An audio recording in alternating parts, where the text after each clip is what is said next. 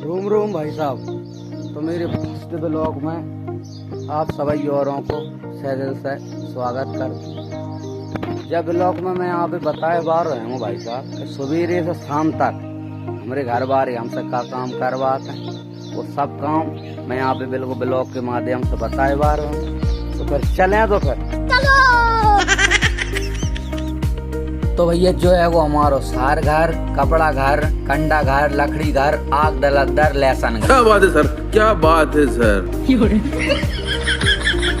तो भाई साहब सार घर में सबसे पहले हम गौ माता के चरण स्पर्श करते हैं। चरण स्पर्श करने के बाद इतने बैठे जी हमारे नंदी महाराज, जिनके चरण स्पर्श हमें करना पड़ता ना। ये भोलेनाथ से शिकायत कर दी साहब प्रदीप हमारी कोई सेवा नहीं कर रहा।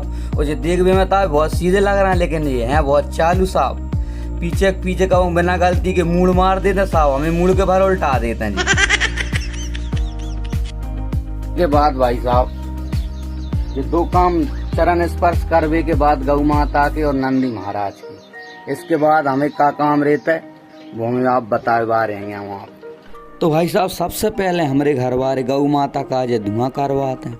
और ऐसा नहीं भाई साहब 3-4 टाइम करवाते ना, सुबह है, संजा के, आवार है, सकार है। और धुआं कर कर के आंखों में बहुत आंसू आते। अब पहुंचे बारी साहब कोई है नहीं, क्या करना, बात परेशानी है कुल मिला। धुआं करने के बाद हमारे घर वाले फिर हमसे गोबर साफ करवाते। और गोबर में बहुत बुरी बदबू आता भाई साहब, मेरी सो खाक कह रहा हूँ, फिर भी करना पड़ेगी साहब क्योंकि करेवारी नहीं है।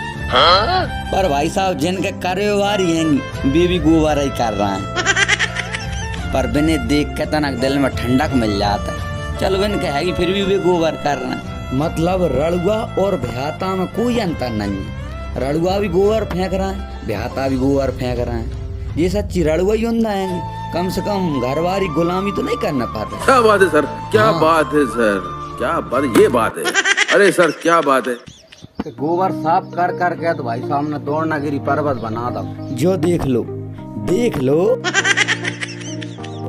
और रही बात औषधि की, तो ये सेम है उग रही है, इत मक्का उग रही है, इत आम पपूला उग रहे हैं। और आग दलदर, लहसुन, अदरक, कई प्रकार की जड़ी बूटी हो रही है भाई साहब। ये तो कुल मिला इनसे ही भाई साहब अपना जीवन यापन होता है, आप देख ही रहे।